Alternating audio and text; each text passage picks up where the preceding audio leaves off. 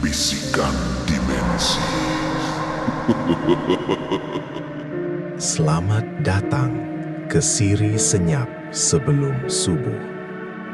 Di saat dunia sedang lena di buai mimpi, ada rahasia yang terjaga di balik kegelapan.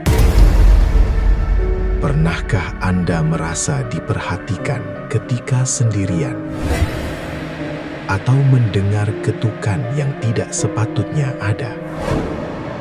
Malam ini, kita akan menyingkap sebuah kisah tentang tetamu misteri di waktu maghrib yang datang bukan sekadar meminta makan, tetapi mencari sesuatu yang lebih berharga daripada itu.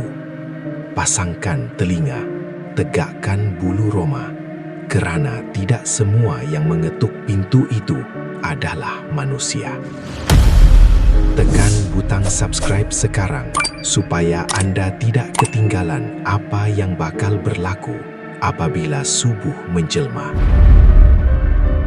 Jangan sampai misteri ini menghantui tidur Anda sendirian. Dan kisah kita malam ini bermula di sebuah rumah sunyi selepas azan maghrib berkumandang. Malam itu, langit seperti diselubungi kain kafan hitam. Tiada bintang, tiada rembulan. Hanya bunyi cengkerik yang bersahut-sahutan, seolah-olah sedang memberi amaran tentang sesuatu yang bakal bertamu. Di sebuah rumah kayu moden di pinggir kampung, Mila sedang sendirian. Suaminya, Udin, masih belum pulang dari kerja lebih masa di pekan. Waktu maghrib baru sahaja berlalu. Suasana remang-remang senja yang sering disebut orang tua-tua sebagai waktu pintu hijab terbuka mula terasa bahangnya. Pintu rumah Mila diketuk perlahan. Mila mengerutkan dahi. Siapa pula yang datang bertandang ketika azan baru sahaja reda? Dia melangkah ke pintu. Apabila daun pintu dibuka, berdiri seorang wanita tua. Tubuhnya bongkok sedikit, mengenakan baju kurung lusuh dan tudung yang ditarik jauh ke hadapan, sehingga menutupi hampir seluruh wajahnya. Lapar, nak makan, lapar. Suara itu kedengaran serak, seperti datang dari kerongkong yang kering berhabuk. Mila, seorang wanita yang lembut hati, merasa hibah. Makci, mari masuk Makci. Jangan duduk di luar, sejuk. Wanita itu melangkah masuk tanpa suara. Mila menjemputnya duduk di ruang tamu. Wajah wanita itu tetap tersembunyi di sebalik bayang-bayang tudungnya. Mila segera ke dapur. Dia mencedok nasi, mengambil sepotong ikan goreng dan sayur, lalu membancuh secawan teh panas. Namun, apabila Mila kembali ke ruang tamu dengan dulang di tangan, jantungnya hampir gugur. Ruang itu kosong, sunyi sepi. Pintu depan masih tertutup rapat, tetapi wanita tua itu hilang tanpa jejak. Mila mencari di celah-celah perabot, di balik langsir, namun tiada siapa-siapa. Dia bingung, bulu romanya meremang hebat. Mila menceritakan kejadian itu kepada Udin pada malamnya. Udin, seorang lelaki yang lurus, hanya bersangka baik. Mungkin awak siapkan makanan lama sangat, Mila. Makcik tu terasa hati. Atau dia dah jumpa makan ke tempat lain. Kita doa yang baik-baik saja. Keesokan harinya, sejarah berulang. Tepat selepas maghrib, ketukan itu kembali. Wanita tua dengan tudung menutup wajah itu berdiri di sana. Dialognya sama, suaranya sama. Lapar, nak makan. Mila sekali lagi menjemputnya masuk. Sekali lagi dia ke dapur dengan tergesa-gesa. Namun keputusannya tetap sama. Apabila dia membawa dulang ke depan, makcik itu hilang lagi. Hilang seperti asap yang ditiup angin. Mila terduduk di kerusi. Kepalanya ligat berpikir, adakah ini manusia atau sekadar bayangan mainan syaitan? Udin mula merasa ada yang tidak kena. Mila, kalau dia datang lagi esok, awak siapkan makanan awal-awal. Letak atas meja. Ajak dia makan sekali. Jangan bagi dia sendirian. Senja ketiga tiba. Seperti yang dijangka, wanita itu muncul lagi. Kali ini, Mila sudah bersedia. Hidangan sudah terhidang di atas meja makan. Mari makcik, kita makan sekali. Saya pun belum makan. Ajak Mila dengan nada yang cuba ditenangkan. Wanita tua itu duduk bertentangan dengan Mila. Dia mula makan dengan gelojoh, namun tangannya yang kurus kering itu bergerak aneh. Tudungnya tetap menutup wajah, sehingga Mila hanya nampak mulutnya yang mengunyah dengan bunyi yang menjijikkan. Tiba-tiba, tanpa sengaja, tangan wanita itu menyenggol gelas minuman.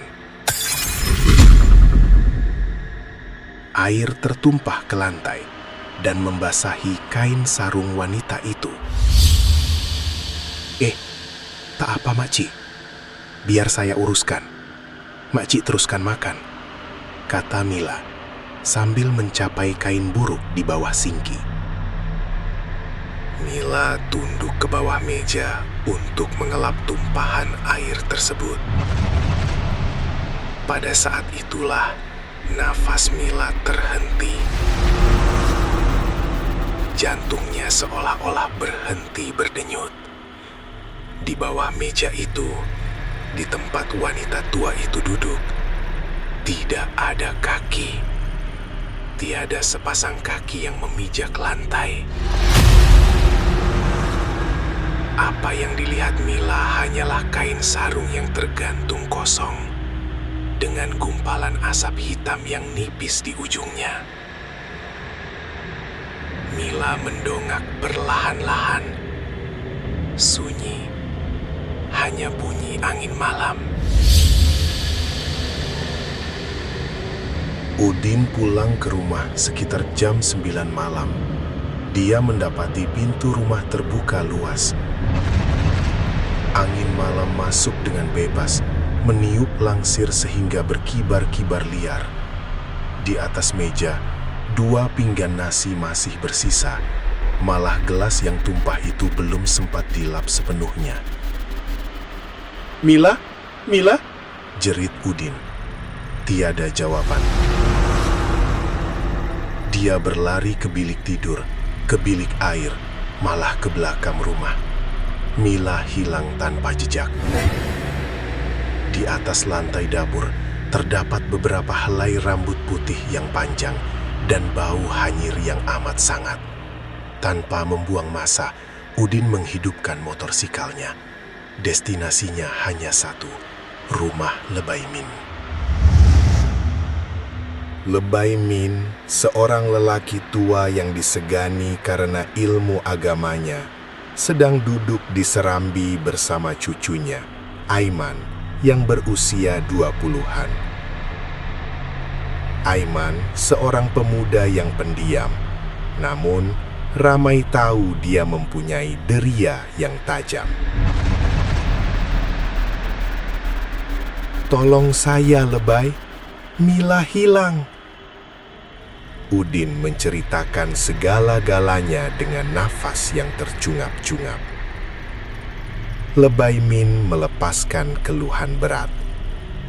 "Aiman, ambil beg Atuk. Kita ke sana sekarang." Sampai di rumah Udin, Lebay Min terus memeriksa setiap sudut. Dia membacakan ayat-ayat suci, manakala Aiman masuk ke bahagian dapur. Lebay Min menyuruh Udin memeriksa barang berharga, namun 1 sen pun tidak hilang. Ini bukan kerja berompak, ini kerja sesuatu yang lain. Ketika mereka mau beredar untuk memulaikan pencarian di luar, Aiman tiba-tiba terpaku di muka pintu. Matanya memandang tepat ke arah sepohon pokok besar di ujung jalan. Dia melihat satu sosok hitam besar sedang mencangkung di dahan, memeriksakan mereka dengan mata merah menyala sebelum sosok itu lenyap sekelip mata. Aiman memejamkan mata rapat-rapat. Tiba-tiba, satu gambaran muncul dalam mindanya. Dia melihat Mila yang tidak sadarkan diri, diusung oleh sesuatu menuju ke sebuah rumah usang yang dikelilingi semak samun. "Kau nampak apa, Man?" tanya Lebay Min dengan suara rendah. Aiman membisikkan sesuatu ke telinga datuknya. Wajah Lebay Min berubah menjadi serius. "Aku dah agak. Ini kerja si tua tuh." Malam semakin larut. Suasana kampung semakin mencekam. Lebay Min kembali ke rumahnya sebentar untuk melakukan sholat tahajud dan memohon petunjuk daripada Allah. Diiringi Aiman, mereka berzikir di tengah keheningan malam. Tiba-tiba, Lebay Min membuka matanya. "Aiman, siap. Kita ke rumah Bidan Sari di ujung kampung." Aiman tersentak. "Bukan Bidan Sari dah meninggal, Ketum?" "Dah hampir setahun orang kampung kata dia dah tak ada." "Ikut saja, jangan banyak tanya," tegas Lebay Min.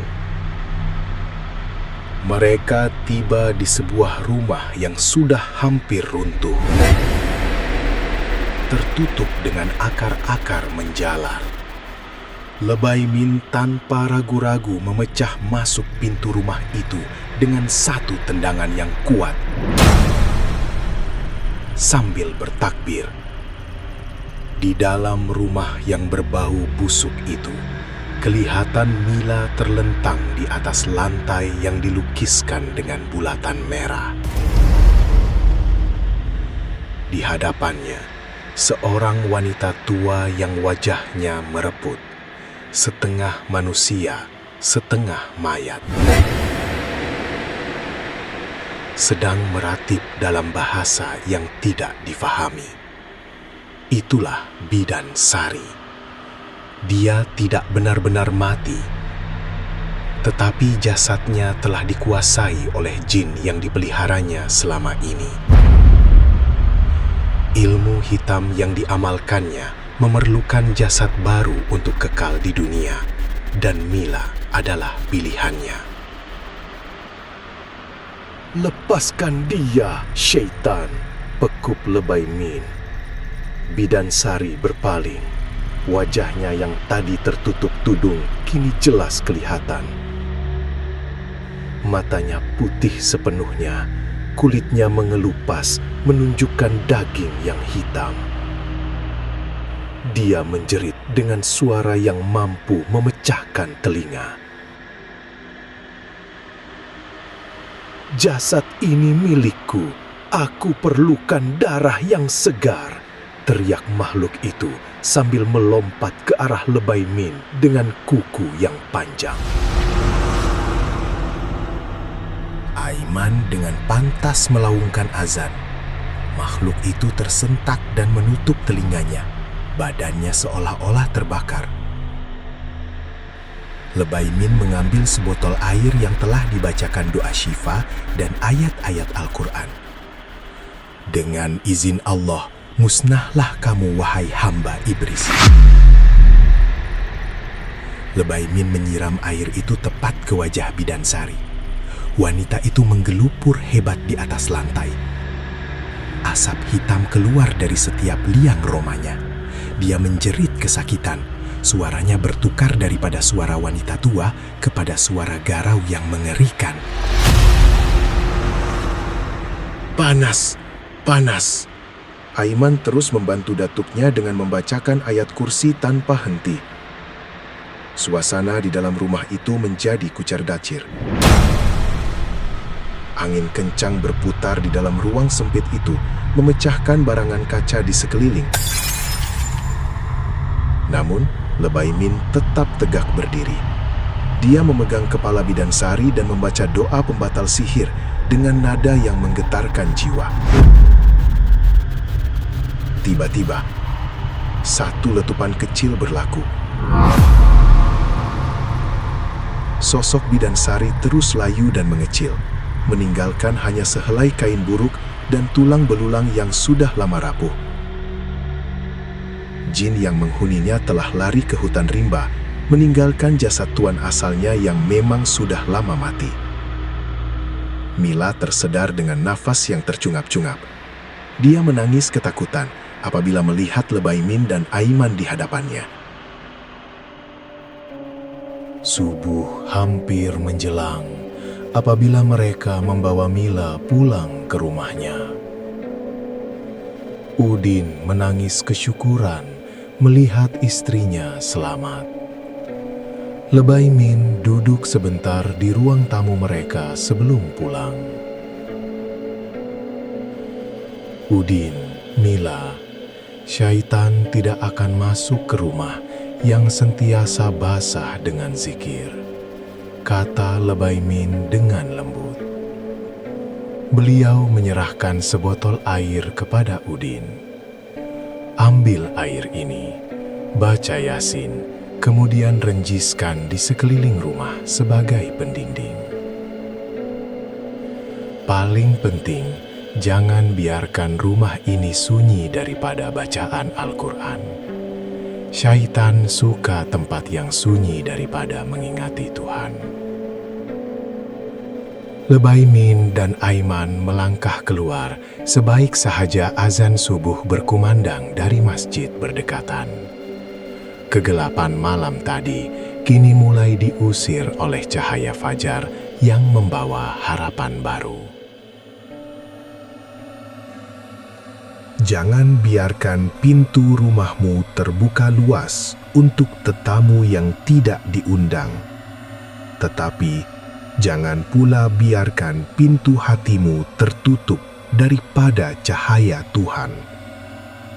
Sehebat manapun gangguan syaitan, ia akan lebur dengan kekuatan iman dan zikir yang tidak putus.